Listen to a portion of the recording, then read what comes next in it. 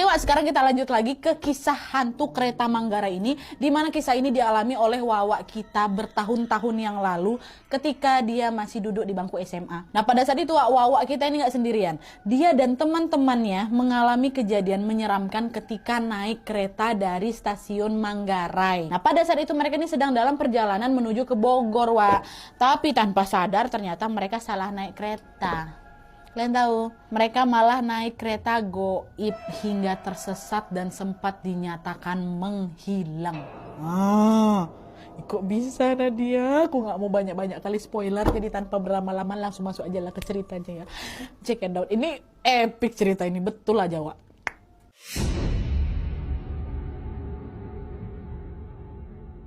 Oke Wak, jadi kisah yang akan aku bawakan malam ini dikirim sama Wawa aku yang bernama Seno dari Jakarta. Halo Bang Seno. Nah pengalaman horor yang dialami Seno ini terjadi pada tahun 2000-an Wak, ketika dia masih SMA. Nah pada masa itu Seno dan teman-temannya ini lagi suka-sukanya ngeband Wak. Kebetulan juga waktu dulu banyak event musik yang sering mereka ikuti baik di dalam kota maupun di luar kota Jakarta.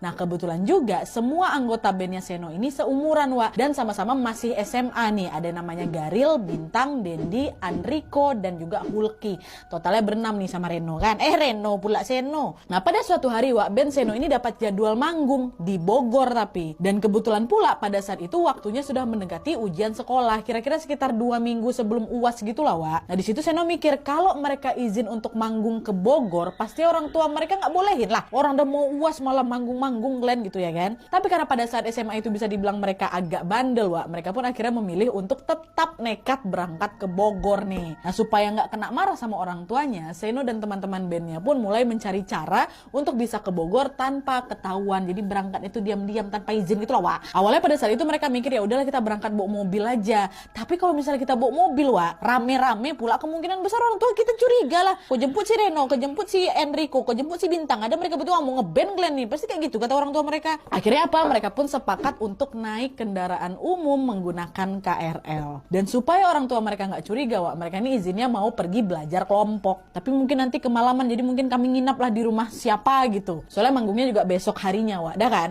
Nah singkat cerita, tibalah hari keberangkatan mereka menuju ke kota Bogor. Rencananya Wak, Seno dan teman-teman ini akan berangkat pada jam 6.45 sore.